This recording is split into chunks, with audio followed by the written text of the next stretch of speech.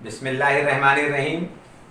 Dear students, आज हम second year chemistry का 2021 के लिए जो मॉडल पेपर है उसको सॉल्व करेंगे, उसके एमसीक्यूज सॉल्व करेंगे।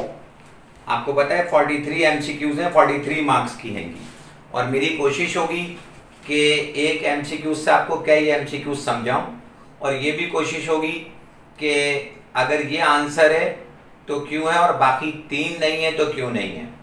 तो 43 एमसीक्यूज की थोड़ी वीडियो बड़ी हो जाएगी, लेकिन नेक्स्ट आने वाली वीडियोस जो हैं मुख्तलिफ कॉलेजेस के पास पेपर में वो जो प्रीलियम पेपर है वो सॉल्व करूंगा और जो पास पेपर है उसके एमसीक्यूज जो इसमें कॉन्सेप्ट क्लियर नहीं होगा वो खाली एमसीक्यूज में पास पेपर की सॉल्व कर दूंगा ताकि नेक्स्ट आने वाली वीडियो छोटी से छोटी बने और आपका टाइम उसमें सेव हो जाए। आइए पहली एमसीक्यूज देखते हैं। पहली एमसीक्यूज बोर्ड के मॉडल पेपर में है, the element which is present in group 5th and period 3rd, its atomic number is। कह रहा है ऐसा एलिमेंट जो 5th ग्रुप से ताल्लुक़ रखता है और उसका एटॉमिक और 3rd पीरियड से ताल्लुक़ रखता है, उसका एटॉमिक नंबर डैश होगा। और नीचे ऑप्शन दे दिए उसने। ऑप्शन ए में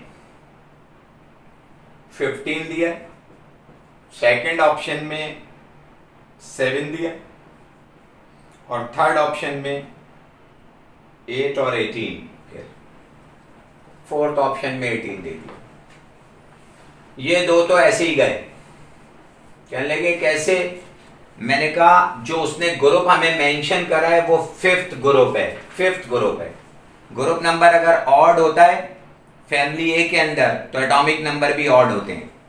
तो इन दोनों के एटॉमिक नंबर तो इवन थे, ये तो ऐसे ही गए। तो 15 और 7 में से एक टिक कर देंगे। ये तो डायरेक्टली ऐसे ही हो रहा है कि 15 आंसर है, लेकिन फिर भी एस ब्लॉक के एलिमेंट एटॉमिक नंबर याद करने की सीक्वेंस क्या है? 2 8 8 18 18 32। अगर आपके पास एस ब्लॉक का कोई ग्रुप आपको याद है, फर्स्ट ए ग्रुप है या सेकंड ए ग्रुप है, तो आप इनके एटॉमिक नंबर ऐसे ही याद कर सकते हैं।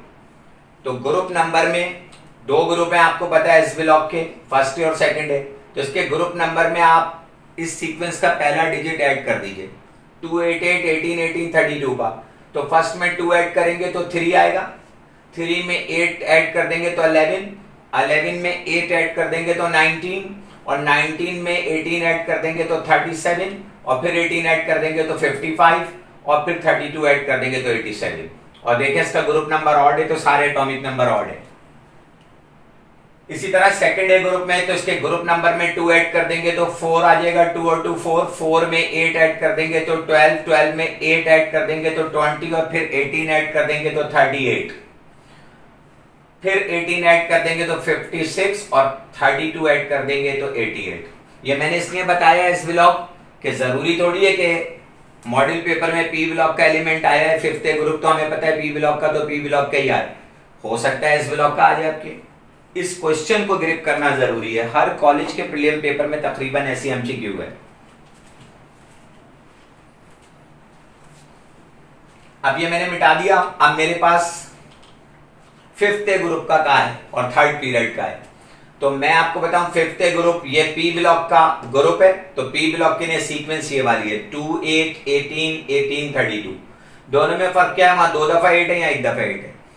तो इसके ग्रुप नंबर 5th में 2 ऐड करिए 7, 7 में 8 ऐड करिए 15। देखें ये आंसर आ गया। और आपको पता है फर्स्ट पीरियड में पी ब्लॉक का कोई एलिमेंट नहीं है। फर्स्ट पीरियड में 2 ही एलिमेंट है, हाइड्रोजन और helium, both R S block element. तो फर्स्ट पीरियड में पी ब्लॉक का कोई एलिमेंट नहीं है।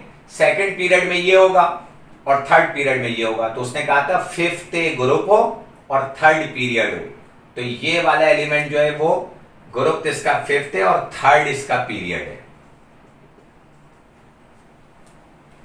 अगर इसी तरह कोई इवन ग्रुप होता तो ऑड वाले नंबर तो ऐसे ही काट दिए जाते, सही है ना? तो इवन ग्रुप बच जाता। फैमिली ए के लिए, फैमिली ए के 2 ब्लॉक हैं एस और पी। मेरे ख्याल से क्लियर हो गई होगी बात। और इसी तरीके से 5th ग्रुप में नीचे जाते जाते यही ऐड करते जाते तो सारे एलिमेंट के एटॉमिक नंबर आ जाते। सेकंड एमसीक्यू है, hydrides of group 5th or fifth group के हाइड्राइड क्या होते हैं? तो आपको पता है थर्ड ग्रुप से लेकर सेवेंथ ग्रुप के एलिमेंट कोवेलेंट हाइड्राइड्स बनाते हैं, और उसमें थर्ड और फोर्थ ग्रुप के एलिमेंट न्यूट्रल हाइड्राइड बनाते हैं, और फिफ्थ ग्रुप के एलिमेंट बेसिक हाइड्राइड बनाते हैं, और सिक्स्थ और सेवेंथ ग्रुप के एलिमेंट एसिडिक हाइड्राइड बनाते हैं। तो इसने फिफ्थ ग्रुप का पूछा था, तो आंसर है इस वक्त ऑप्शन नंबर 2 में लिखा है बेसिक, तो बेसिक को टिक कर देंगे। ये ऑप्शन में, सेकंड ऑप्शन में आंसर ही है। मसला खाली ये नहीं है कि बेसिक को टिक कर दें, हो सकता है आपके थर्ड और फोर्थ ग्रुप के हाइड्राइड पूछे तो न्यूट्रल को टिक करेंगे, अगर सिक्स्थ और सेवेंथ ग्रुप के पूछे या कोई एक ग्रुप का नाम दे तो एसिडिक हाइड्राइड। ऐसा सवाल हो सकता है कि कौन से ग्रुप के एलिमेंट एसिडिक हाइड्राइड बनाते हैं, तो ऑप्शन ए में लिखा हो सिक्स्थ, बी में लिखा हो सेवेंथ, और आगे जाके ऑप्शन सही ना लास्ट ऑप्शन में लिखा हो बोथ ए एंड बी, तो इस तरह का आंसर। मसला खाली ये नहीं है, मसला ये है कि इनके ग्रुप के एलिमेंट ऐसा है ना, अगर ये एलिमेंट आपको याद है इन ग्रुप के तो आपके लिए आसानी हो जाएगी। कम से कम दो दो एलिमेंट तो हर ग्रुप के याद करें आप। थर्ड ए ग्रुप के एलिमेंट है बोरॉन और एल्युमिनियम, फोर्थ ए ग्रुप के कार्बन और सिलिकॉन, वैसे जर्मेनियम, टिन और लेड, यहाँ पर बोरॉन, एल्युमिनियम, गैलियम, इंडियम और थेरियम। फिफ्थ ग्रुप के nitrogen, phosphorus, arsenic, antimony, bismuth. Sixth group का ऑक्सीजन, सल्फर, सिलीनियम, टेलोरियम और पोलोनियम। सेवेंथ ग्रुप के फ्लोरीन, ये मेजॉरिटी को याद होते हैं, क्लोरीन, ब्रोमीन और आयोडीन। भाई अगर इनके हाइड्राइड आ गए तो फिर इश्यू है। मैंने हाइड्राइड बनाकर पेपर में दे दिए और मैंने कहा इसमें से बताइए कौन सा हाइड्राइड बेसिक है, कौन सा हाइड्राइड एसिडिक है, कौन सा हाइड्राइड एसिडिक नहीं है, कौन सा हाइड्राइड न्यूट्रल नहीं है। अब मैंने यहां से 3 एलिमेंट उठाए, उनके हाइड्राइड बना दिए, वो न्यूट्रल थे, एक इधर से डाल दिए, और मैंने कहा कौन सा न्यूट्रल नहीं। ये एप्टीट्यूड टेस्ट तक काम आएगा। फिर मैंने क्या करा, एक यहां से बनाया, एक यहां से बनाया, एक यहां से बनाया, एक यहां से बनाया, मैंने कहा कौन हाइड्राइड बेसिक है, यहां से ठीक हो जाएगा। आपको बताइए नाइट्रोजन क्या बनाएगा, NH3, फास्फोरस क्या बनाएगा, PH3, ऑक्सीजन क्या बनाएगा, water, H2S gas, dibasic acid होती है, इसकी बेसिसिटी 2 होती है। ये सब हेलोजन एसिड बनाएंगे, ये सारे एसिडिक के नेचर। पानी एम्फोटेरिक होता है न्यूट्रल, लेकिन इनके मुकाबले में एसिडिक होता है। ये मीथेन बना देगा,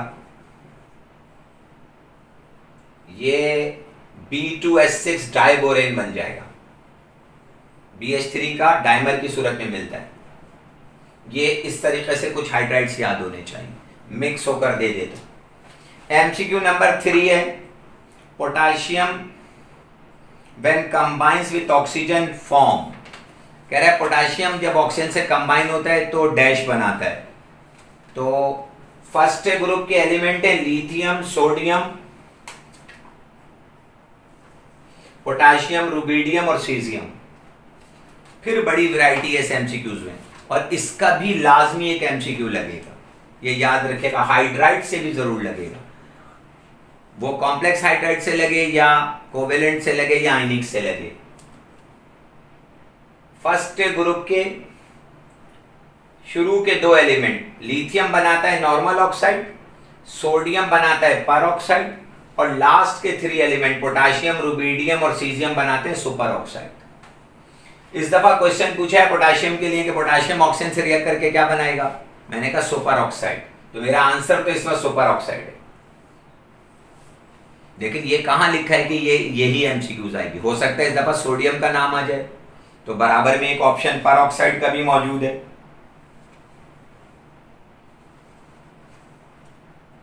थर्ड ऑप्शन में तो आंसर पर ऑक्साइड हो जाए। हो सकता है लिथियम का नाम आ जाए तो वह नॉर्मल ऑक्साइड बना दे। तो खाली टिक करना बेकार है, ये चीज ग्रिप करना बहुत जरूरी है। तो फिर पेपर सॉल्विंग की भी बहुत ज्यादा जरूरत पेश नहीं आएगी, इसलिए थोड़ी सी बड़ी वीडियो है। इसी तरीके से सेकंड ए ग्रुप के जो एलिमेंट हैं बेरिलियम, मैग्नीशियम और कैल्शियम, ये बनाते हैं नॉर्मल ऑक्साइड, और स्ट्रोंशियम और बेरियम बनाते हैं पर ऑक्साइड। नॉर्मल ऑक्साइड में ऑक्सीजन की ऑक्सीडेशन स्टेट -2 होती है, पर ऑक्साइड में ऑक्सीजन की ऑक्सीडेशन स्टेट -1 होती है, और सुपर ऑक्साइड में ऑक्सीजन की ऑक्सीडेशन स्टेट -1/2 होती है। मैंने एमसीक्यू बनाई कि कौन सा एलिमेंट सुपर ऑक्साइड नहीं बनाता। मैंने 4 एलिमेंट दे दिए, sodium, potassium, rubidium, caesium. Answer है सोडियम। मैंने कहा कौन सा एलिमेंट जो है वो नॉर्मल ऑक्साइड बनाता है, मैंने यहां से 4 ऑप्शन दे दिए। आंसर है लिथियम। मैंने कहा कौन सा एलिमेंट पर ऑक्साइड बनाता है, ऑप्शन ए में दिया सोडियम, ऑप्शन बी में दिया स्ट्रोंशियम, बेरियम, और आगे लिखा ऑल ऑफ दीज। तो आंसर है ऑल ऑफ दीज। कौन सा नॉर्मल ऑक्साइड बनाता है, मैंने कहा लिथियम, बेरिलियम, मैग्नीशियम, कैल्शियम, आगे लिखा ऑल ऑफ दीज। तो आंसर है ऑल ऑफ दीज। तो कौन नॉर्मल बनाता है, कौन नहीं बनाता, कौन पर ऑक्साइड बनाता है, कौन पर ऑक्साइड नहीं बनाता, कौन सुपर ऑक्साइड बनाता है, कौन सुपर ऑक्साइड नहीं, ये ग्रुप याद होने जरूरी है। इनकी ऑक्सीडेशन स्टेट भी पूछ सकता है कि सुपर ऑक्साइड में ऑक्सीजन की ऑक्सीडेशन स्टेट क्या होती है, -1/2, पर ऑक्साइड में -1 और नॉर्मल ऑक्साइड में -2। उम्मीद है आप मेरी बात समझ रहे होंगे। एमसीक्यू नंबर है 4 में इन्होंने कहा है lithium has many similarities to the diagonal neighbor in beryllium family। Answer तो बड़ा क्लियर है, मैग्नीशियम आंसर है, क्वेश्चन ही नहीं है कोई। ये बुनियादी तौर पर तो कोई सवाल ही नहीं है। ये क्यों नहीं है सर? मैंने कहा भाई ये फर्स्ट ए ग्रुप के एलिमेंट है, और जरा देखो ये सेकंड ए ग्रुप के एलिमेंट है, और जिनको डायगोनल का कॉन्सेप्ट है तो लिथियम का डायगोनल तो मैग्नीशियम ही बनता है, लिथियम के साथ है बेरिलियम, डायगोनल में तो यही आता है, वरना मुझे बराबर में लाके बनाना पड़ेगा। तो खुद ही कह रहे हैं लिथियम जो है वो डायगोनल रिलेशनशिप रखता है डैश एलिमेंट के साथ। तो भाई इसका डायगोनल तो है ही एक, वो मैग्नीशियम है। तो आंसर क्या है? मैग्नीशियम। सही है। यानी कहना ये चाह रहा था कि लिथियम की प्रॉपर्टी अपने ग्रुप के दूसरे एलिमेंट से कम मैच करती हैं और अपने डायगोनल एलिमेंट मैग्नीशियम से ज्यादा मैच करती हैं। लेकिन वो डायगोनल एलिमेंट बोल दिया, और जिसको वो डायगोनल का कॉन्सेप्ट है उसे पता है इसका लिथियम का डायगोनल तो मैग्नीशियम ही है और कोई और है ही नहीं। ऑप्शन में दिया हुआ था पोटाशियम, मैग्नीशियम, कैल्शियम और सोडियम, तो आंसर था मैग्नीशियम। नेक्स्ट है MCQ number 5, lithium +1 aqueous / lithium couple has exceptionally high negative electrode potential because of this large value of heat of hydration, enthalpy of hydration। तो 5वीं MCQ का answer क्या है? कह ये रहा है लिथियम के इलेक्ट्रोड पोटेंशियल की बात कर रहा है, लिथियम प्लस / लिथियम। कहा यह जा रहा है कि लिथियम का reduction electrode potential highly negative होता है, जिसकी वजह डैश है। सही है। 2 वजूहात हैं, लो आयनाइजेशन पोटेंशियल और हाई हीट ऑफ हाइड्रेशन या एंथैल्पी ऑफ हाइड्रेशन। और ज्यादा सही ना जो है वो हीट ऑफ हाइड्रेशन है आंसर। इन्होंने सिर्फ लिखा था large value of ionisation potential. पहला ऑप्शन है आयनाइजेशन पोटेंशियल, तो आयनाइजेशन पोटेंशियल लो होती तो फिर होता। क्वेश्चन में क्या है? Large value. दूसरा ऑप्शन में क्या है? Hydration energy. और आपको पता है लिथियम का इलेक्ट्रोड पोटेंशियल ज्यादा क्यों होता है? Low IP, high heat of hydration की वजह से। और वो पहले ही बोल चुका है लार्ज वैल्यू ऑफ डैश, तो लार्ज वैल्यू तो हीट ऑफ हाइड्रेशन की चाहिए। तो आंसर क्या है एमसीक्यू नंबर 5 का? वो है हाइड्रेशन एंथैल्पी। ये ऑप्शन दिया इसने इस तरह करके, इससे एंथैल्पी ऑफ हाइड्रेशन भी कहते, हीट ऑफ हाइड्रेशन भी कहते। एमसीक्यू नंबर 6 है aluminium does not react with nitric acid due to formation of oxide layer. Option number C के अंदर है aluminium towards nitric acid passiveness show करता है या रिएक्ट नहीं करता, जिसकी वजह क्या है कि एल्युमिनियम के ऊपर सही ना ऑक्साइड की थिन लेयर डिपॉजिट हो जाती है। जो नेकेड आई से भी नजर नहीं आती और उसकी चमक दमक पे भी फर्क नहीं पड़ता, सही है। और वो ऑक्साइड की लेयर टुवर्ड्स नाइट्रिक एसिड इसे प्रोटेक्ट कर देती है, और नाइट्रिक एसिड, सही है ना, से रिएक्ट नहीं कर पाता एल्युमिनियम। तो इन्होंने ऑप्शन सी में दिया formation of oxide layer, thin layer deposit हो जाती है ऑक्साइड की। नाइट्रिक एसिड की केमिकल प्रॉपर्टीज में है ये, रिएक्शन विद एसिड वाली के अंदर। ए एमसीक्यू नंबर 7 है, कह रहा है A is the element of third A group. A third A group का एलिमेंट है, सही है। और आगे जाके कह रहा है which B belongs to fifth A group, और बी जो है वो फिफ्थ ए ग्रुप का एलिमेंट है। When A react with B, जब ए बी से रिएक्ट करेगा फॉर्म्स, तो डैश बनाएगा। ऑप्शन ए में कहा है A2B3, ऑप्शन बी में कहा है AB, और ऑप्शन सी में कहा है AB3, और ऑप्शन डी में कहा है A3B2। काफी छोटा लिखा हुआ है, नजर आने में थोड़ा सा मसला बन जाता है। देखिए अब हमें ये फोन नंबर याद होना चाहिए, 1 2 3 4 3 2 1। ये टाइप आएगी। अगर मैं डायरेक्ट आंसर बता दूं कि ये है, जैसा कि और लोग कर रहे हैं, कोई फायदा होने वाला नहीं है एमसीक्यू सॉल्व करने से। ऐसा करना है कि कोई भी ऑप्शन हो, आंसर हमें आता हो, क्योंकि जरा सा ऊपर क्वेश्चन चेंज होगा, ऑप्शन यही रहेंगे, आंसर चेंज हो जाएगा।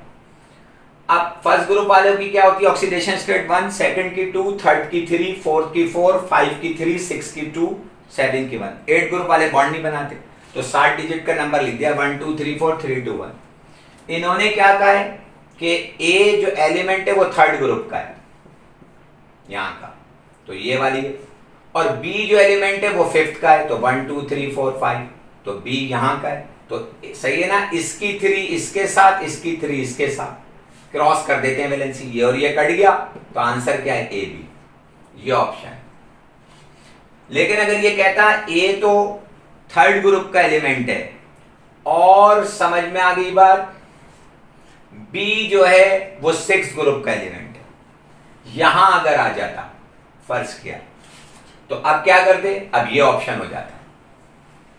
कैसे हो जाता, फिर मैंने लिखा ए बी, तो ए थर्ड ग्रुप का था, इसकी 3 इसके साथ, और बी 6 ग्रुप का था, 1 2 3 4 5 6, तो इसकी 2 इसके साथ, तो A2B3 ये वाला ऑप्शन हो जाता। सॉरी, आ गई ये बात समझ में। इसी तरीके से समझ में आ गई बात, अगर ए थर्ड ग्रुप का होता और बी, सही है ना, 7 ग्रुप का होता, तो हम क्या बनते, हमारा ऑप्शन हो जाता ये वाला ए बी, इसकी 3 इसके साथ, इसकी 1 इसके साथ, फिर ऑप्शन ये बन जाता। तो इस फोन नंबर को याद रखिए, 1 2 3 4 3 2 1, तो इससे आंसर आसान हो जाएगा। एमसीक्यू नंबर है 8, the mixture of aluminium and ferric oxide is used in thermite process. Option B में आंसर है थर्माइट प्रोसेस।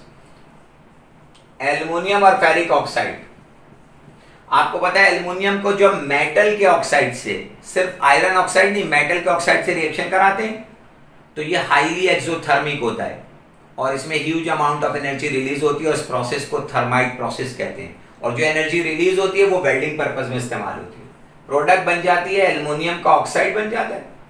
अब इसकी 2 इसके साथ है, इसकी 3 इसके साथ, क्योंकि एल्युमिनियम थर्ड ग्रुप का एलिमेंट है, और आयरन अलग हो जाएगा। और फिर हम बाद में बैलेंस कर देंगे, आयरन के लिए 2 और ऑक्सीजन 3 है, ऑक्सीजन 3 और एल्युमिनियम के लिए 2। इसका आंसर है थर्माइट प्रोसेस, ऑप्शन बी में दिया। अब मेरे पास है एमसीक्यू, ये 8 थी। एमसीक्यू नंबर 9 है, the element is solid at room temperature and pressure. तो इसने दिया ऑक्सीजन, फ्लोरीन, ब्रोमीन और आयोडीन, तो आंसर है आयोडीन। आपको पता है ऑक्सीजन गैस होती है और फ्लोरीन, क्लोरीन, ब्रोमीन और आयोडीन में फर्स्ट 2 मेंबर जो है 7th ए ग्रुप के, ये गैसेस होती हैं रूम टेम्परेचर पर। ब्रोमीन लिक्विड होता है और आयोडीन सॉलिड होता है। इन्होंने कहा रूम टेम्परेचर पर डैश जो है सॉलिड होगा। तो 2 ऑप्शन तो दिए हैं फ्लोरीन और ब्रोमीन का, ये गैस है, ये लिक्विड है। एक ऑप्शन दिया फ्लोरीन के बराबर में ऑक्सीजन का, वो भी गैस होती है। सिर्फ आयोडीन जो है वो सॉलिड है, तो आंसर इस दफा आयोडीन। एमसीक्यू नंबर है 10, electronic configuration of copper plus 1। Copper plus 1 की इलेक्ट्रॉनिक कॉन्फ़िगरेशन बतानी है।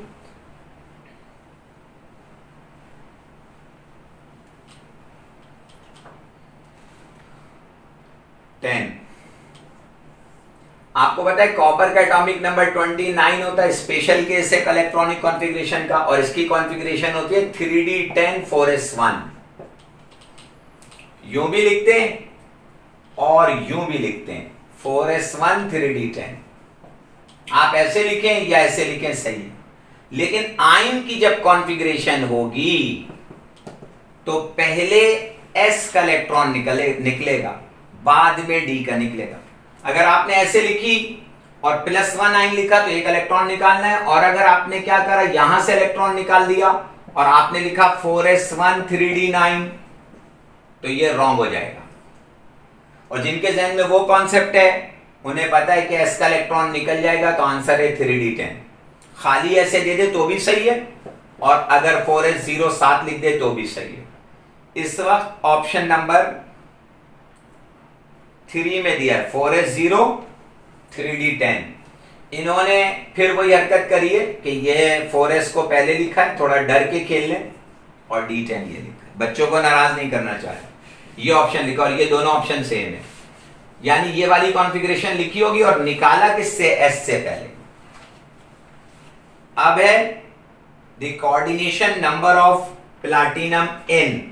एमसीक्यू नंबर 11 है, इसमें कोऑर्डिनेशन नंबर पूछा है प्लैटिनम का। सेंट्रल मेटल है प्लैटिनम, उसके साथ इथाइलिन डायमाइन, तादाद में 2 लगे में,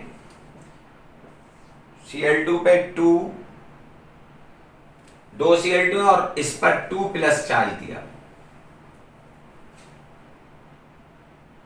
+2 चार्ज दिया। खैर चार्ज +2 दे, प्लस माना या -2 दे, उससे कोऑर्डिनेशन नंबर पे कोई फर्क नहीं पड़ता, नाम पे फर्क पड़ सकता है, ऑक्सीडेशन स्टेट पे फर्क पड़ सकता है। तो आपको पता है कि इसका कोऑर्डिनेशन नंबर है 6, इसमें प्लैटिनम का कोऑर्डिनेशन नंबर क्या है, 6 है। कैसे, इथाइलिन डायमाइन बाइडेंडेंट लिगेंड है और ये तादाद में 2 लगा हुआ है, तो 2 2 जा 4 इथाइलिन डायमाइन का, और क्लोरीन जो है, क्लोरो जिसको कहते हैं आप, वो मोनोडेंडेंट लिगेंड है और तादाद में 2 है, तो 2 क्लोरीन के, तो 4 और 2 6। तो कोऑर्डिनेशन नंबर प्लैटिनम का इस कॉम्प्लेक्स आयन के अंदर क्या है, 6 है, और पहले ही ऑप्शन में 6 दिया हुआ है। MCQ number 12, only one of this compound given below obeys Markovnikov rule on reaction with HCl। 4 compound दिए और कहा है कि कौन सा जो है कंपाउंड मार्कोनिकोव रूल को फॉलो करेगा।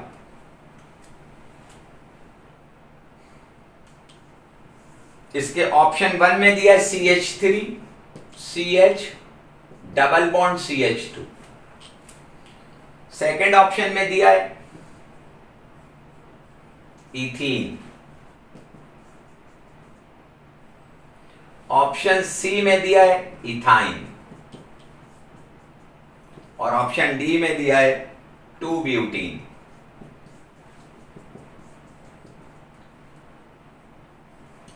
मार्कोनिकोव रूल आपको पता है, जब आप अनसिमेट्रिक अल्कीन पर अनसिमेट्रिक रिएजेंट की एडिशन करते हैं तो मार्कोनिकोव रूल लगता है।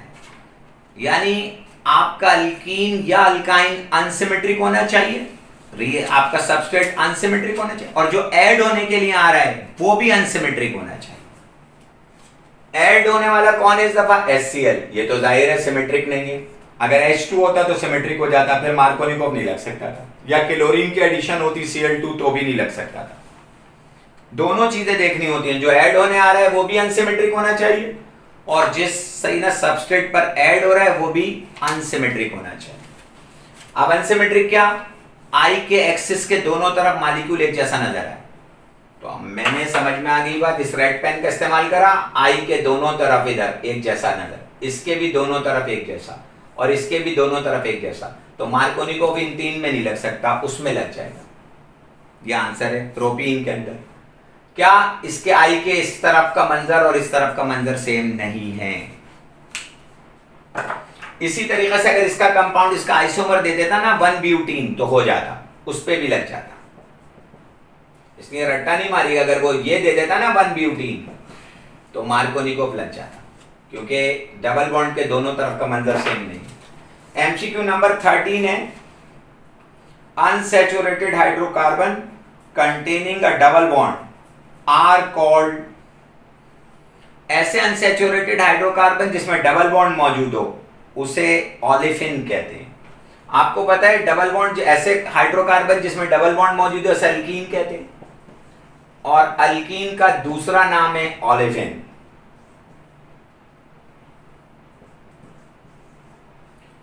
अभी तो आंसर यही है ऑप्शन 4 में, और ये थी हमारे पास एमसीक्यू नंबर 13।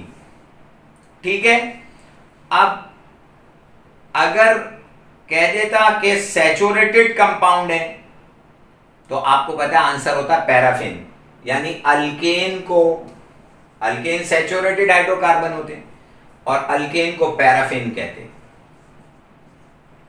और ऐसा एक ऑप्शन दिया हुआ है पहला वाले, तो थोड़ा सा अगर ऊपर चेंज कर गया पेपर में, अनसैचुरेटेड के बजाय सैचुरेटेड का वर्ड कर दिया तो आंसर पैराफिन हो जाएगा।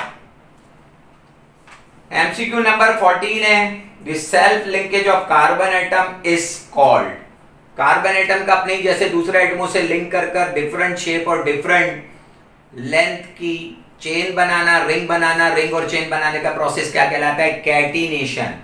तो आंसर है बी में कैटिनेशन, 14 का आंसर है कैटिनेशन।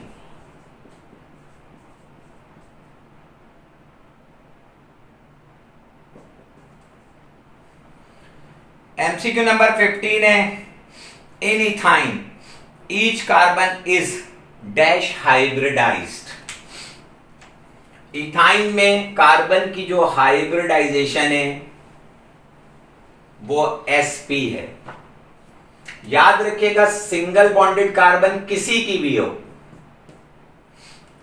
उसकी हाइब्रिडाइजेशन sp3 होगी, इसकी भी और इस कार्बन की भी। और डबल बॉन्डेड कार्बन कोई भी हो, वो अल्कीन की हो या कार्बोनाइल की हो, इनकी हाइब्रिडाइजेशन sp2 होगी, इसकी भी और इसकी भी। और ट्रिपल बॉन्डेड कार्बन अल्काइन की हो या नाइट्राइल ग्रुप की हो तो इनकी हाइब्रिडाइजेशन क्या होगी? सबकी sp हो। तो इस दफा पूछा था कि इथाइन C2H2, C2H2 क्या है? इथाइन है, ट्रिपल बॉन्डेड कार्बन। अगर आप इसका स्ट्रक्चर बनाएंगे तो यूं बनेगा, कार्बन की चारों वैलेंसियां पूरी करें, तो हाइब्रिडाइजेशन sp है।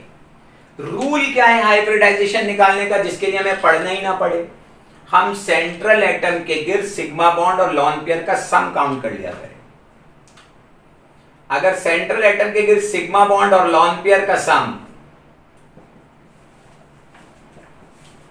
कभी याद ही नहीं करना पड़ेगा, इसके बाद sigma bond plus lone pair का सम 2 आएगा तो हाइब्रिडाइजेशन sp, सम 3 आएगा तो sp2, सम 4 आएगा तो sp3 और dsp2 भी, सम 5 आएगा तो हाइब्रिडाइजेशन dsp3, सम 6 आएगा तो हाइब्रिडाइजेशन d2sp3। और अगर ये कोऑर्डिनेशन पर 7 में चला जाऊं तो d3sp3। लेकिन ऑर्गेनिक पढ़ते वक्त आप इतना में भी बच जाएंगे, क्योंकि ऑर्गेनिक कार्बन की केमिस्ट्री और यहां से भी बच जाएंगे। एमसीक्यू नंबर है 17 aromatic compounds burned with सूटी फ्लेम बिकॉज सिया धुएं के साथ जलते हैं, समझ में, धुएं के साथ जलते हैं ज्यादातर एरोमेटिक कंपाउंड। वजह उसकी क्या है? They have high percentage of carbon, क्योंकि उसमें कार्बन की परसेंटेज ज्यादा होती है। 18 है एमसीक्यूज नंबर, कहते हैं this gas is use for ripening of fruit. Option A में इथीन, ऑप्शन बी में इथेन, ऑप्शन सी में इथेनॉल और ऑप्शन डी में इथाइन। भाई ये तो आंसर ही नहीं है, इथेनॉल तो ये गैस ही नहीं है, बाकी तीन गैसेस हैं। और आपको पता है इथीन इस्तेमाल होती है फ्रूट को पकाने के लिए, इथीन गैस को इस्तेमाल किया जाता है राइपनिंग ऑफ फ्रूट के अंदर। MCQ number 19, formaldehyde does not undergo aldol condensation due to absence of alpha hydrogen. Formaldehyde हो गया, बेंजल्डिहाइड हो गया, उसमें एल्डोल कंडेंसेशन नहीं होती। फिर क्या होता है? उनमें कैनिजारो रिएक्शन होते हैं। फॉर्मेल्डिहाइड क्या है? कार्बोनाइल के दोनों तरफ H, इसमें अल्फा कार्बन ही नहीं है, तो अल्फा हाइड्रोजन कहां होगी? बेंजल्डिहाइड क्या है? थोड़ा सा देर लगेगी चेंज होने में, ये बेंजीन रिंग और इसके ऊपर एल्डिहाइड ग्रुप, इसके पास अल्फा कार्बन है लेकिन अल्फा हाइड्रोजन नहीं है। तो जिनके पास अल्फा हाइड्रोजन नहीं होती वो कैनिजारो रिएक्शन देते हैं।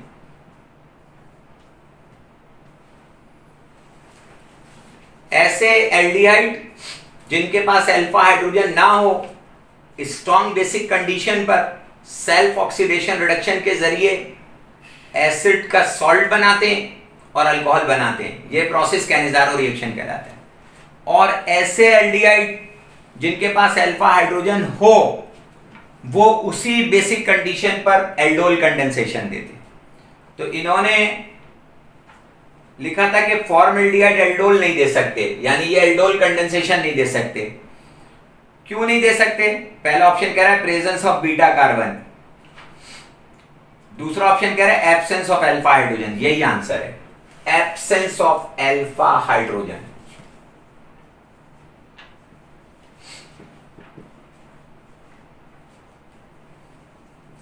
जिसके पास अल्फा हाइड्रोजन होगी वो एल्डोल कंडेंसेशन देता है, जिसके पास अल्फा हाइड्रोजन नहीं होती वो कैनिजारो रिएक्शन देता है। Absence of ketonic group, absence of hydroxyl group, ये आंसर है। एमसीक्यू नंबर है 20, this is an example of oligosaccharide. पहला ऑप्शन है ग्लूकोज, ग्लूकोज एक मोनोसैकेराइड होता है। दूसरा ऑप्शन है फ्रक्टोज, ये भी मोनोसैकेराइड है। तीसरा ऑप्शन है माल्टोज, माल्टोज एक ऑलिगोसैकेराइड है, डाइसैकेराइड होता है। और चौथा ऑप्शन है स्टार्च, स्टार्च एक पॉलीसैकेराइड है। अब ऐसा ना हो कि ऑलिगो के बजाय वो पूछे कौन सा पॉलीसैकेराइड है, तो आंसर हो जाएगा स्टार्च। स्टार्च और सेल्यूलोज पॉलीसैकेराइड है, माल्टोज, गौर से सुनिएगा, लैक्टोज और सक्रोज डाइसैकेराइड है। और डाइसैकेराइड जो होते हैं वो ऑलिगोसैकेराइड की एग्जांपल है। और फ्रक्टोज, ग्लूकोज, गैलिक्टोज, मैनोज वगैरह ये मोनोसैकेराइड है। गौर से सुनकर लिख लीजिएगा। 21 एमसीक्यू है, this will give iodoform reaction on the treatment with sodium carbonate and iodine.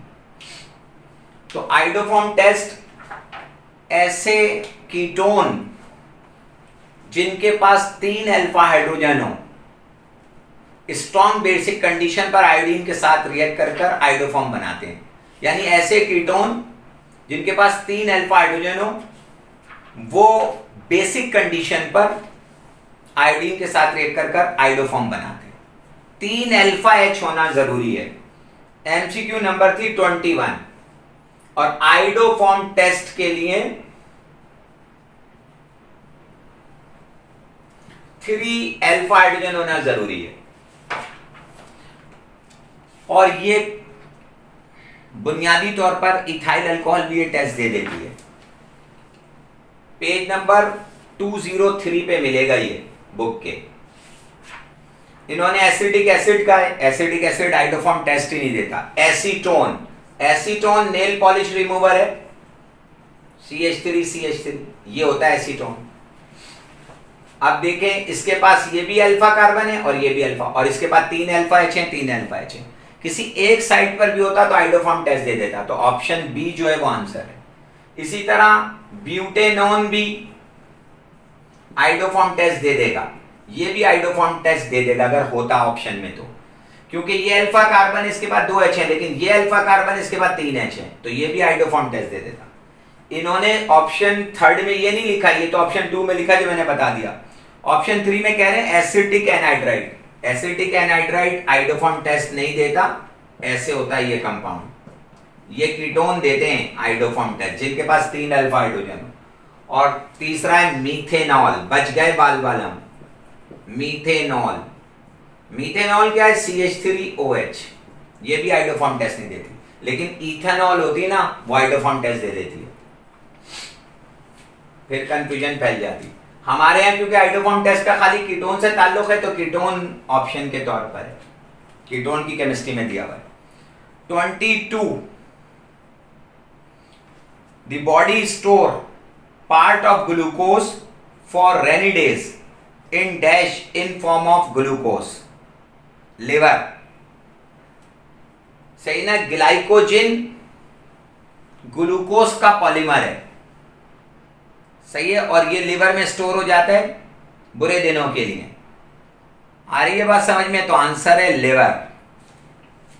23 MCQ, the colour of transition metal complexes is due to, जो ट्रांजिशन मेटल का जो कलर होता है वो डी ट्रांजिशन की वजह से होता है। अब जब लिगेंड बॉन्ड बनाता है तो डी ऑर्बिटल स्प्लिट हो जाते हैं T2G और EG के सेट में, और जब इनकमिंग फोटोन का कुछ पोर्शन एब्सॉर्ब कर इलेक्ट्रॉन लोअर एनर्जी ऑर्बिट से हायर एनर्जी ऑर्बिट यानी डी से डी में ट्रांजिशन करता है, क्योंकि T2G और EG दोनों डी का हिस्सा है, तो उस दौरान इनकमिंग लाइट का जो रिमेनिंग पार्ट होता है उसकी वेवलेंथ जिस कलर से मैच करती है वो कलर ऑफ द कंपाउंड होता है, तो डी ट्रांजिशन का नतीजा है। Laughing gas is chemically, 24 MCQs है। 23rd का पहले ही ऑप्शन आंसर था D transition. 24 laughing gas, laughing gas का फार्मूला होता है N2O, इसे कहते हैं नाइट्रस ऑक्साइड। और ये पहला दिया है NO, वो नाइट्रिक ऑक्साइड है। सेकंड ऑप्शन में N2O दिया है, सेकंड ऑप्शन आंसर है, इसे कहते हैं लॉफिंग गैस। तीसरा ऑप्शन में NO2 nitrogen dioxide, fourth option में N2O4 डाई नाइट्रोजन, सही है, टेट्रा ऑक्साइड, NO2 का डाइमर था वो। तो 25 MCQ कह रहा है विच एलिमेंट फॉर्म्स एन आइन विच चार्ज +3, कौन सा एलिमेंट +3 चार्ज? अभी तो फोन नंबर लिखा था मैंने 25 1 2 3 4 3 2 1, कौन सा एलिमेंट +3? आपको पता है फोर्थ ग्रुप के लेफ्ट वाले सारे मेटल होते हैं और मेटल पे कैटायनिक चार्ज पे पॉजिटिव चार्ज होता है, तो इन्होंने ऑप्शन में दिया है बेरिलियम, सेकंड ऑप्शन में दिया एल्युमिनियम, और आपको पता है एल्युमिनियम थर्ड ग्रुप का एलिमेंट है यहाँ पर, और एल्युमिनियम +3 चार्ज बनाता है। उन्होंने कहा कौन सा एलिमेंट +3 चार्ज बनाता है, ये ऑप्शन है। ऑप्शन सी में दिया था ऑक्सीजन, ये -2 बनाता है यहाँ पर है, और चौथे ऑप्शन में सोडियम, वो फर्स्ट ग्रुप का है, +1 आयन बनाता है, बेरिलियम सेकंड ग्रुप का है, +2 बनाता है। अगर वो +3 को करके +2 कर देगा तो आंसर ये हो जाएगा, +1 कर देगा तो ये हो जाएगा, -2 कर देगा तो ये हो जाएगा। Nelson cell is used to prepare, Nelson cell में आपको पता है क्लोरीन गैस की प्रिपरेशन होती है, तो ऑप्शन डी आंसर है। 27 MCQ है which one of the following does not belongs to alkaline earth metal. आपको पता है सेकंड ए ग्रुप के एलिमेंट जो है उन्हें अल्कलाइन अर्थ मेटल कहते हैं। 27 MCQ है, सेकंड ए ग्रुप के, तो बेरिलियम याद कर ले, मैग्नीशियम, कैल्शियम, स्ट्रोंशियम और बेरियम, ये सेकंड ए ग्रुप के एलिमेंट अल्कलाइन अर्थ मेटल कहलाते हैं, फर्स्ट ए ग्रुप के एलिमेंट अल्कली मेटल कहलाते हैं। कह रहा है कौन सा एलिमेंट अल्कलाइन अर्थ मेटल नहीं है, तो पहले ऑप्शन में दिया है बेरिलियम, ये तो है ना, एक सेकंड ऑप्शन में दिया है रेडियम, ये भी है, रेडियम इसके नीचे। अच्छा, फिर दिया है बेरियम थर्ड ऑप्शन में, ये भी मौजूद है। ऑप्शन 4 में दिया है लेड, लेड इसमें से नहीं है कहीं पर भी, ये भी मौजूद है, ये भी मौजूद है और ये भी मौजूद है, ये नहीं है, तो ये ऑप्शन है। 28 the hybridisation in the carbon atom of carbonyl group, बेकार की बात है, कार्बोनाइल ग्रुप ये रहा, कह रहा है इसमें इसकी हाइब्रिडाइजेशन बताएं, तो भाई इसके अगर सिग्मा बॉन्ड और लॉन पेयर काउंट कर लो, तो सिग्मा बॉन्ड कितने, एक और एक दो, और डबल बॉन्ड में एक सिग्मा एक पाई, तो इसके अगर सिग्मा बॉन्ड कितने, 3, और इसके पास कोई लॉन पेयर नहीं है, कार्बन चौथे ग्रुप का एलिमेंट है, वैलेंस शेल में 4 इलेक्ट्रॉन होते हैं, चारों बॉन्ड बना लिए, तो 0 लॉन पेयर है, सिग्मा बॉन्ड 3, 0 लॉन पेयर, सम आया 3, हाइब्रिडाइजेशन sp2। और अभी मैंने बताया था कि डबल बॉन्डेड कार्बन की हाइब्रिडाइजेशन sp2। लेकिन आप इसमें भी फंस जाएंगे डबल बॉन्डेड के अंदर, मसलन कार्बन डाइऑक्साइड आ जाता, तो कार्बन डाइऑक्साइड में क्या है, ये स्ट्रक्चर है, अब इसने इधर डबल बॉन्ड बना, इधर डबल, आपने कहा था, सबने कहा था डबल बॉन्डेड कार्बन, हालांकि इसने दोनों तरफ बना लिया, ये sp हाइब्रिडाइज्ड है, क्यों, इस तरफ सिग्मा बॉन्ड एक है और इधर सिग्मा बॉन्ड एक है, तो सिग्मा बॉन्ड एक इधर है, एक इधर है, 2, और लॉन पेयर 0, सम 2, और सिग्मा बॉन्ड और लॉन पेयर का सम अगर 2 आ जाएगा तो हाइब्रिडाइजेशन sp। एमसीक्यू नंबर है 29।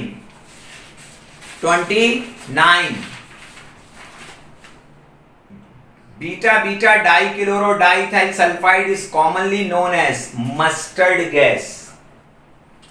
ये मस्टर्ड गैस का फार्मूला है, फर्स्ट वर्ल्ड वॉर में यूज हुई है, केमिकल वेपन से। तो MCQ number 29, beta beta dichloro ये होता है, ये क्लोरीन, इसके लिहाज से ये अल्फा कार्बन है, ये बीटा है, बीटा पे क्लोरीन, ये मस्टर्ड गैस का स्ट्रक्चर होता है, और ये अल्फा ये बीटा, तो बीटा पे ये क्लोरीन, तो beta beta dichloro di ethyl, ये डाई इथाइल, एक इथाइल ये, एक ये, और सल्फाइड, मस्टर्ड गैस कहलाती। 30 MCQs. MCQ number 30, the presence of double bond in a compound is the sign of, अगर किसी कंपाउंड में डबल बॉन्ड है तो ये किस चीज की साइन है, अनसैचुरेशन। डबल बॉन्ड या ट्रिपल बॉन्ड मौजूद है तो अनसैचुरेशन की साइन है, बेहतर वर्ड होता पाई बॉन्ड मौजूद है तो अनसैचुरेशन की साइन है। द बेंजीन मॉलिक्यूल कंटेन्स, 31 में कह रहा है बेंजीन मॉलिक्यूल में डैश होता है 4 डबल बॉन्ड, गलत, 2 डबल बॉन्ड, गलत, अदर 1 डबल बॉन्ड, गलत, डीलोकेलाइज पाई इलेक्ट्रॉन, ठीक है। बेंजीन में आपको पता है पाई इलेक्ट्रॉन होते हैं जो डीलोकेलाइज्ड होते हैं। अब ये 2 कार्बन डबल बॉन्ड से जुड़ी हुई है, अब ये दोनों कार्बन डबल बॉन्ड से जुड़ गई, ये सिंगल बॉन्ड से हो गई, ऑल्टरनेट पाई बॉन्ड, तो हम कहते हैं डीलोकेलाइज्ड पाई इलेक्ट्रॉन है। MCQs number 32, benzene can not undergo, benzene पर समझ में डैश टाइप के रिएक्शन नहीं होते। आपको पता है बेंजीन पर सब्स्टिट्यूशन हो जाती है, इलेक्ट्रोफिलिक एडिशन हो जाती है, फ्री रेडिकल एडिशन, ऑक्सीडेशन भी हो जाती है, ओजोन से रिएक्ट कर कर ग्लाइऑक्सिल बना लेता है, और ऑक्सीजन से रिएक्शन कर कर वैनेडियम पेंटॉक्साइड की मौजूदगी में मैलिक एनाइड्राइड बना लेता है, लेकिन बेंजीन पर एलिमिनेशन नहीं होती, तो आंसर है एलिमिनेशन। तो चौथा ऑप्शन है एलिमिनेशन रिएक्शन नहीं हो सकते बेंजीन पर। 4 दिए थे, 4 में से 3 हमें पता था, हो सकता है ये चौथा ऑप्शन था। MCQ number 33, ethanol can be converted into ethanoic acid. Alcohol अगर एल्डिहाइड कीटोन में और एल्डिहाइड कीटोन एसिड में कन्वर्ट हो जाए, या इथेनॉल एसिड में कन्वर्ट हो जाए तो इसका मतलब क्या हो रहा है, ऑक्सीडेशन हो रही है। क्या हो रहा है, ऑक्सीडेशन। तो एमसीक्यू नंबर 33 का आंसर था ऑक्सीडेशन। और उल्टा है, अगर उसने ये कह दिया कि एसिड कन्वर्ट हो गया है, समझ में आ गई बात, एल्डिहाइड के अंदर या कीटोन में, या फर्दर समझ में आ गई बात अल्कोहल के अंदर, तो इसका मतलब है रिडक्शन हो गई है। उल्टा भी कर सकता है एमसीक्यू को। एमसीक्यू नंबर है 34, it is not a nucleophile. कह रहा है ये जो है न्यूक्लियोफाइल नहीं है, और 4 ऑप्शन दिए हैं, OH negative, CN negative, SH negative और BF3। आपको पता है जिस पर भी माइनस चार्ज होगा वो तो न्यूक्लियोफाइल होगा ही होगा, पहली बात। और जितने, अगर किसी ने लिगेंड की लिस्ट याद करी हुई है तो आपके पास न्यूट्रल लिगेंड है सिलेबस में, और एनायनिक सारे के सारे न्यूक्लियोफाइल होते हैं। तो ये लिगेंड की लिस्ट में, ये भी लिगेंड की लिस्ट में, ये भी लिगेंड की लिस्ट में। BF3 वाइड है जो सही है ना, लिगेंड की लिस्ट में नहीं था, और इस पे चार्ज भी नजर नहीं आ रहा इस वक्त, तो BF3 जो है वो न्यूक्लियोफाइल नहीं है। अगर इस क्वेश्चन को चेंज कर दे और ये कहे कि कौन इसमें इलेक्ट्रोफाइल है, तो यही आंसर है BF3। ये फिर हमें फोन नंबर बचा लेगा 60 डिजिट का।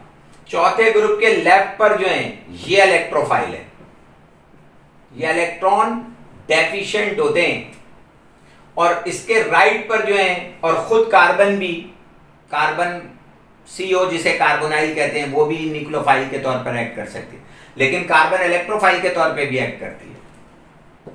कैसे सर? मैंने कहा भाई कार्बोनाइल लिगेंड के तौर पर था, न्यूक्लियोफाइल है जो लिगेंड होगा, और कार्बन डाइऑक्साइड एक्ट करती है इलेक्ट्रोफाइल के तौर पे। इस पे पॉजिटिव चार्ज है, पार्शियली नेगेटिव, पार्शियली नेगेटिव। गिरगनाट रीजन की जिसने केमिस्ट्री पढ़ी हो, तो गिरगनाट का जो R है वो एनाइनिक सूरत में समझ में यहां से निकलता है और इस पर अटैक कर देता है। तो गिरगनाट रीजन एक्ट करता है न्यूक्लियोफाइल के तौर पर, और जिस पर गिरगनाट जाके रिएक्ट कर अटैक करेगा मस्ट है कि वो इलेक्ट्रोफाइल होगा। ये भी एक सेंस है। अगर किसी ने गिरगनाट की केमिस्ट्री सही से पढ़ी है, मैं इसकी वीडियो अपलोड करूंगा, कल ही मिलेगी इंशाल्लाह आपको, तो आप देखिएगा जिससे गिरगनाट ने रिएक्शन कराया ना, वो बुनियादी तौर पर नेचर में इलेक्ट्रोफाइल थे या इलेक्ट्रोफिलिक थे।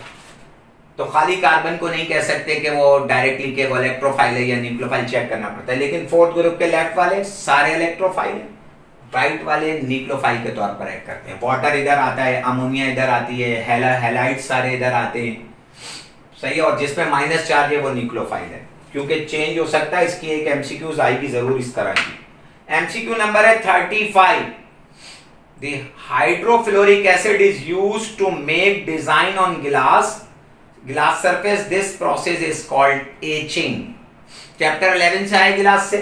ये जो गिलास पे नक्शो निगार बनते हैं, ये किससे बनते हैं? HFC। ये पहले भी पास पेपर में आ चुकी है। और इन्होंने अब एमसीक्यूज नंबर 36 है हमारे पास।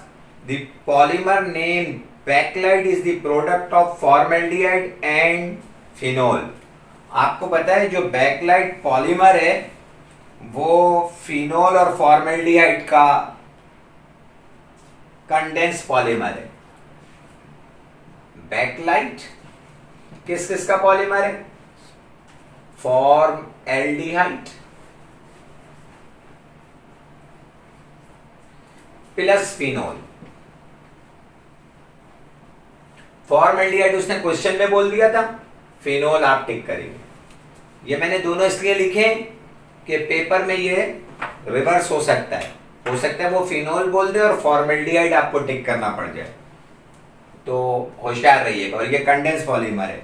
37 है EDTA is this type of ligand. EDTA dash type का लिगेंड है। बाइडेंडेंट, टेट्राडेंडेंट, हेक्साडेंडेंट, ट्राइडेंडेंट। हेक्साडेंडेंट 37 का आंसर है हेक्साडेंडेंट।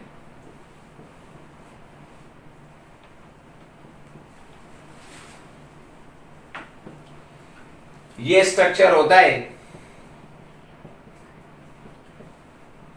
ये कहलाता है इथाइलिन डायमाइन, जिसको आप शॉर्ट करके EN कहते हैं।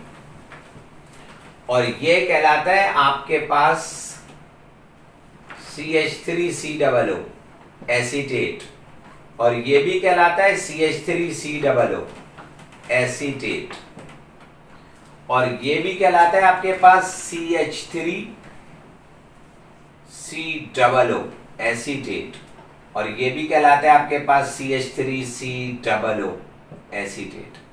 अब यहां से एक H निकला और यहां से एक H निकला, और कार्बन और नाइट्रोजन के दरमियान बॉन्ड बन गया। यहां से एक H निकला, एक H यहां से निकला, कार्बन और नाइट्रोजन के दरमियान डबल बॉन्ड, वो बॉन्ड बन गया। और इसी तरीके से एक H यहां से निकला और एक नाइट्रोजन के साथ एक H यहां से निकला, बॉन्ड ये बन गया। फिर एक H यहां से निकला और एक H इससे निकला और एक बॉन्ड ये बन गया। तो ये हो गया इथाइलिन का E ले लिया हमने।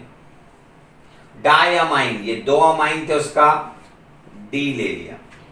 टेट्रा 4 एसीटेट है, तो टेट्रा एसीटेट। और EDTA पे चार्ज कितना होता है? 4 माइनस 1 2 3 4, 4 माइनस चार्ज होता है। और EDTA के कितने दांत होते हैं? 6 दांत होते हैं। 1 2 3 4 5 और 6 दांत हैं। बीच के 2 दांत छोटे, 2 दांत इधर के लंबे और नोकीले, 2 दांत इधर के लंबे और नोकीले। जहन में फिगर आनी चाहिए, ये है EDTA। हेक्साडेंडेंट 38 MCQ है। This element has greatest tendency to loss electron. कह रहा है कौन सा एलिमेंट है जिसके इलेक्ट्रॉन को लॉस करने की टेंडेंसी सबसे ज्यादा है। तो आपको पता है जो अल्कली मेटल होते हैं पीरियोडिक टेबल के सबसे लेफ्ट वाला ग्रुप, उनकी टेंडेंसी इलेक्ट्रॉन को लॉस करने की सबसे ज्यादा होती है, फर्स्ट ग्रुप के जो एलिमेंट होते हैं। इसने ऑप्शन में दिए हैं हमें आंसर, बेरिलियम, लिथियम, सोडियम और सीजियम। ये सेकेंड ए ग्रुप के एलिमेंट है, बाकी तीनों फर्स्ट ए ग्रुप के एलिमेंट है। और फर्स्ट ए ग्रुप में सही ना, जब तीनों फर्स्ट ए ग्रुप के एलिमेंट है तो इनकी टेंडेंसी ज्यादा है इलेक्ट्रॉन को लूज करने की। और इनमें सबसे ज्यादा किसकी होगी? जो ग्रुप में सबसे नीचे होगा एलिमेंट। तो फर्स्ट ए ग्रुप के एलिमेंट है लिथियम, सोडियम, पोटाशियम, रुबिडियम और सीजियम। तो लिथियम ये रहा, सोडियम ये रहा और सीजियम यहां पर है। तो सीजियम की टेंडेंसी सबसे ज्यादा है इलेक्ट्रॉन को लूज करने की। पहले देखेंगे पीरियोडिक टेबल में सबसे फर्स्ट लेफ्ट वाले एलिमेंट कौन से, अल्कली मेटल फर्स्ट ग्रुप के। फिर देखेंगे डाउन द ग्रुप सबसे नीचे कौन है। तो जो केविन 3 दिए उसमें सबसे नीचे सीजियम है, तो सीजियम की टेंडेंसी सबसे ज्यादा है इलेक्ट्रॉन को लूज करने की। एमसीक्यू नंबर है 39। Alkali metal act as a, ये 39 रिड्यूसिंग एजेंट। आपको पता है मेटल जो है वो रिड्यूसिंग एजेंट होते हैं, और पीरियोडिक टेबल में सबसे पावरफुल रिड्यूसिंग एजेंट कौन है? फर्स्ट ग्रुप के एलिमेंट। और सबसे पावरफुल ऑक्सीडाइजिंग एजेंट कौन है? सेवेंथ ग्रुप के एलिमेंट। यही फोन नंबर बचाएगा।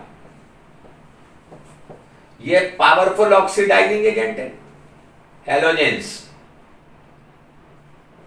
और ये पावरफुल रिड्यूसिंग एजेंट है फर्स्ट ग्रुप के। यहां लिख दिया है तो ये यहां एरो बना दे। तो अल्कली मेटल के बारे में पूछा था, फर्स्ट ग्रुप को अल्कली मेटल कहते हैं। क्या है? कह रहा है अपनी नेचर में, मैंने कहा रिड्यूसिंग एजेंट है। और इनकी reducing power down the group बढ़ती जाती है, उनकी oxidizing power down the group कम होती जाती है। फ्लोरीन सबसे पावरफुल ऑक्सीडाइजिंग एजेंट होता है, आयोडीन सबसे कम। और यहां पर लिथियम पावरफुल रिड्यूसिंग एजेंट है, और डाउन दी ग्रुप आएंगे तो वो रिड्यूसिंग पावर बढ़ती जाएगी। 40 एमसीक्यूज में कह रहा है galvanised iron in protected against rusting by a thin layer of zinc. Iron को गैल्वेनाइज कैसे करते हैं? जिंक के जरिए। ऑप्शन में दिया क्रोमियम, टिन, लेड और जिंक।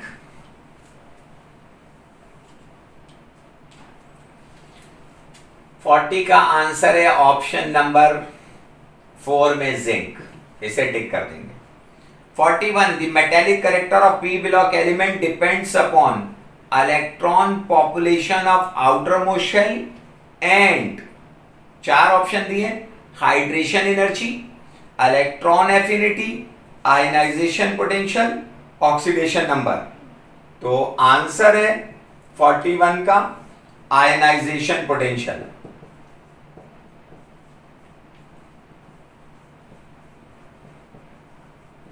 पी ब्लॉक में ग्रुप ट्रेंड के अंदर जाइएगा और वहां पे मेटेलिक कैरेक्टर को पढ़ेंगे, पेज नंबर 46 होगा। तो वहां पर जब आप जाकर मेटेलिक कैरेक्टर के बारे में पढ़ेंगे तो पी ब्लॉक का मेटेलिक कैरेक्टर दो चीजों पर डिपेंड करता है, एक इलेक्ट्रॉन पॉपुलेशन, दूसरा आयनाइजेशन पोटेंशियल। इलेक्ट्रॉन पॉपुलेशन उसने क्वेश्चन में बोल दिया था और ऑप्शन सी में मेरे पास आईपी था तो वो मैंने टिक कर दिया। 42 में है टॉलेंस रिएजेंट इज, पहला ऑप्शन है अमोनिकल क्यूप्रस ऑक्साइड, बिल्कुल गलत है। सिल्वर का कंपाउंड होता है टॉलेंस रिएजेंट। टॉलेंस एक जर्मन केमिस्ट था, फालिंग भी जर्मन केमिस्ट था, और टॉलेंस और फालिंग सॉल्यूशन को इस्तेमाल किया जाता है एल्डिहाइड और कीटोन के डिस्टिंग्विश टेस्ट के लिए। तो क्यूप्रस ऑक्साइड तो बिल्कुल गलत, सही ना। दूसरा कह रहा है अमोनिकल सिल्वर नाइट्रेट, ये दूसरा। तीसरा कह रहा है अमोनिकल सिल्वर ऑक्साइड, ये भी कंसीडर किया जा सकता है। और चौथा कह रहा है अमोनिकल सिल्वर ब्रोमाइड, ये बिल्कुल गलत। बुनियादी तौर पर टॉलेंस रिएजेंट होता है डायमाइन सिल्वर 1 हाइड्रोक्साइड, ये होता है डायमाइन सिल्वर 1 हाइड्रोक्साइड, ये होता है टॉलेंस रिएजेंट, और ये बनता है अमोनिकल सिल्वर नाइट्रेट से, सही है। ये आया है सिल्वरिंग ऑफ मिरर के टॉपिक से, और सिल्वरिंग ऑफ मिरर का टॉपिक होगा पेज नंबर 96 पर। तो ऑप्शन बी में अमोनिकल सिल्वर नाइट्रेट, तो इसको टिक कर दीजिएगा। वहां पे जाके प्रिपरेशन पढ़ लिएगा इसके बनने की तो पता चल जाएगा। तो ammoniacal silver nitrate basically Tollens reagent ये है। अब लास्ट एमसीक्यू है हमारी 43, और इसमें कहा जा रहा है एसीटोन, कीटोन फैमिली का पहला मेंबर है, is formed by oxidation of. Acetone dash की ऑक्सीडेशन से बनता है, नीचे चार ऑप्शन दे दिए। हमें पता है कि कीटोन जो है वो सेकेंडरी अल्कोहल की ऑक्सीडेशन से बनता है, तो आंसर है सेकेंडरी अल्कोहल, इसे टिक कर देंगे। इसको डिटेल से यहां देख लें, ये कन्वर्जन में भी काम आ जाएगा। कन्वर्जन के क्वेश्चन जो हैं दो शॉर्ट में जो आ रहे हैं, ये मैंने एक अल्कोहल लिखी है जिसकी दो वैलेंसियां मैंने खाली छोड़ दी है, और ये पोटेशियम डाइक्रोमेट कंसंट्रेटेड H2SO4 से इसे ऑक्सीडाइज किया जा रहा है।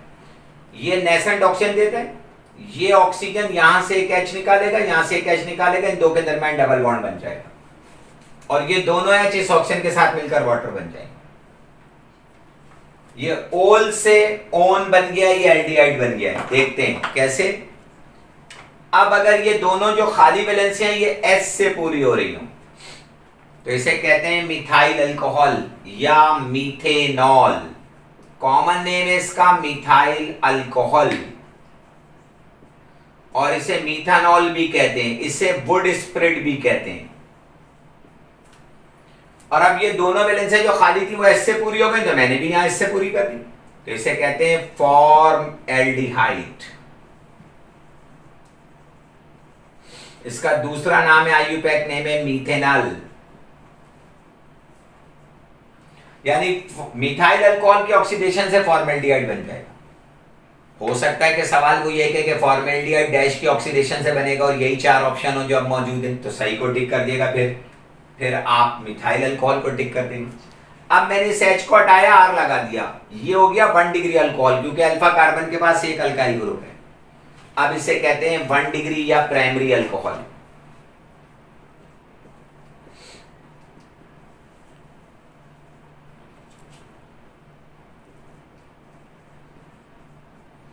अब भी क्या होगा, एक वैलेंसी S से पूरी, एक R से, तो मैंने एक S से पूरी करी, इसको R कर दिया। अब कार्बोनाइल की एक तरफ R एक तरफ H है, तो ये क्या बन गया, एल्डिहाइड। इसका मतलब है प्राइमरी या 1 डिग्री अल्कोहल के ऑक्सीडेशन से क्या बनता है, एल्डिहाइड। अब H को हटाया, ये R लगा दिया, अब ये हो गई सेकेंड डिग्री या सेकेंडरी अल्कोहल।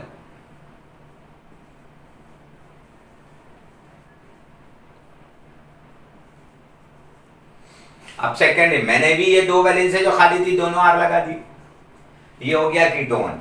इसका मतलब है कीटोन बनता है सेकेंडरी अल्कोहल की ऑक्सीडेशन से। तो क्वेश्चन ये था कि एसीटोन डैश अल्कोहल की ऑक्सीडेशन से बनता है। तो ऑप्शन में था primary alcohol, secondary alcohol, tertiary alcohol और ईथर। तो आंसर है सेकेंडरी अल्कोहल। ठीक है। और थर्ड डिग्री अल्कोहल की ऑक्सीडेशन नहीं होती। 4 अल्कोहल आ जाएंगे, methyl alcohol, 1 degree alcohol, second degree और थर्ड डिग्री। 1 डिग्री को प्राइमरी, सेकेंड डिग्री को सेकेंडरी और थर्ड डिग्री को टर्शियरी भी कहते हैं। और कहेगा किस अल्कोहल की ऑक्सीडेशन नहीं होती, तो थर्ड डिग्री अल्कोहल की ऑक्सीडेशन नहीं होती। टिक कर दीजिएगा इसको। ऐसे भी हो सकती है एमसीक्यूज कि थर्ड डिग्री अल्कोहल की ऑक्सीडेशन नहीं होती, उसकी वजह बताएं। वजह क्या है, एब्सेंस ऑफ अल्फा हाइड्रोजन। ये बन गई थर्ड डिग्री, और ये कार्बन आपको पता है अल्फा कार्बन है, उसके पास कोई H नहीं बचा। तो थर्ड डिग्री अल्कोहल की ऑक्सीडेशन नहीं होती। किस वजह से नहीं होती, क्योंकि उसके पास अल्फा हाइड्रोजन मौजूद नहीं होती, एब्सेंस ऑफ अल्फा हाइड्रोजन। सही है। ये मॉडल पेपर की सारी एमसीक्यूज मैंने करा दी है। नेक्स्ट आने वाले जो वीडियोस हैं उसमें मुख्तलिफ कॉलेजेस के पेपर की एमसीक्यूज सॉल्व करवाऊंगा और फिर पास पेपर को। सही है। नेक्स्ट वीडियो कम से कम होती जाएगी क्योंकि अब बातें रिपीट होना शुरू हो जाएंगी कुछ, लेकिन इस वीडियो को कंप्लीट देखिएगा। और अगर कोई चीज समझ में नहीं आए तो अपने क्वेश्चन से मैसेज के जरिए मुझे बताइएगा, मैं इंशाल्लाह उसे रिजॉल्व करने की कोशिश करूंगा। और अगर पसंद आए तो इसे अपने दोस्तों और दूसरे लोगों से शेयर जरूर करिएगा। Thank you.